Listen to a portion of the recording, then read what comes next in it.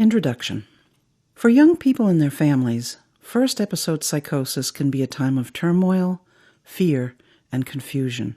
The work of specially trained first episode psychosis teams can help young folks navigate through this tough time, get their lives back on track, and achieve personal recovery goals such as school, work, friendship, and romance. Hi, my name is Pat Deegan. It's my pleasure to welcome you to this video series on the practice of shared decision-making in OnTrack programs. Shared decision-making is one of the core concepts underlying the work of OnTrack teams. Shared decision-making reflects the values of collaboration, engagement, self-determination, and respect that infuse every aspect of what teams do. In this video series, you will learn that shared decision-making is a person-centered practice that supports individuals and their families in having a voice and a choice in treatment and care. It's a practice that should be used routinely by all members of your team, including team leaders, IPS specialists, recovery coaches, and team nurses and psychiatrists. This series of videos and the viewer's guide were developed specifically for OnTrack programs. The videos use a rapid e-learning format. Each video is 8 to 12 minutes in length and can easily accommodate the busy schedules of the team. There's no need to watch all of the videos at once. It's recommended that you watch the videos in consecutive order. It's also recommended that you use the viewer's guide with each video. In the viewer's guide, you will find self-quizzes to test your understanding, discussion questions, and more resources on the practice of shared decision-making. Think carefully about the most efficient and effective way to use this resource. One method might be to ask each team member to view a video per week. Then use 20 minutes of a regularly scheduled meeting to have folks complete the self-quiz and discuss the questions in the viewer's guide. Spend some time thinking about what might work best for your team. Now I'll give you an overview of the videos. There are 6 videos or chapters. Each video builds on the previous ones, so it's important to view them consecutively.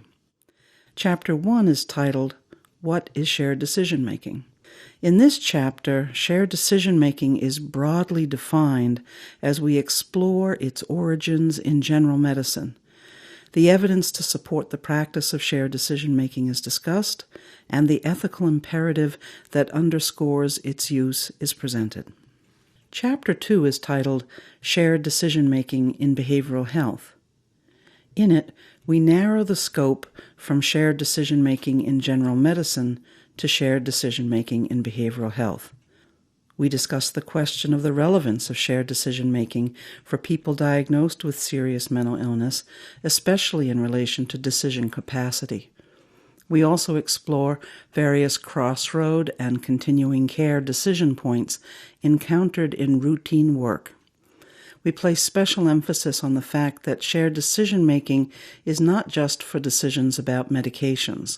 Shared decision-making should also be used at other decision points, such as deciding to return to work or school, deciding to move away from home, deciding when or if to disclose psychiatric history in a new relationship, and the like. In Chapter 3, we raise the question of why shared decision-making is important for teams working with young people and their families. In particular, we explore the importance of a developmental approach and how to involve families in shared decision-making, especially when working with younger teens. Chapter 4 focuses on decision aids. Decision aids are specially crafted tools that support shared decision-making. They can be used during appointments or prior to consultations with the team. Links to various decision aids for your use are included in the viewer's guide. In Chapter 5, we look at the specifics of how to do shared decision-making.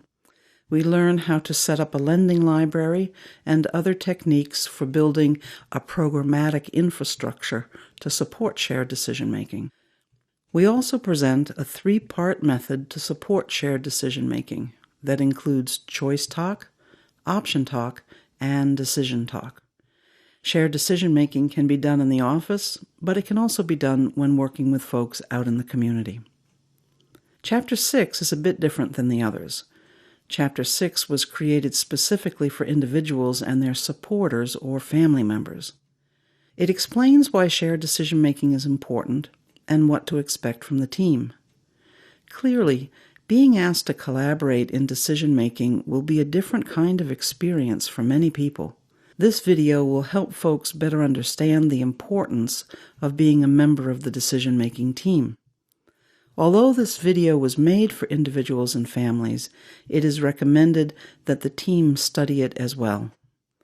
In your viewer's guide, you'll find suggestions about how to routinely make the video available for program participants to watch. Of course, studying the videos in the viewer's guide is just the beginning. The ongoing task is to practice shared decision-making each day and to refine your skills over time. Learning to notice decision points in all their many forms is especially challenging when first starting to practice shared decision-making.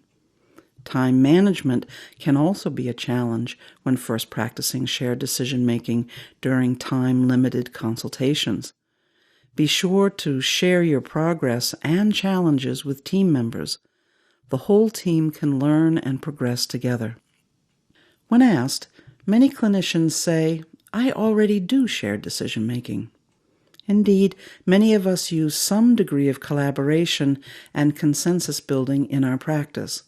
However, after studying this video training series, I think you will agree that shared decision-making is a more rigorous and thorough practice than most realize. Shared decision-making is a new and respectful way of working with people.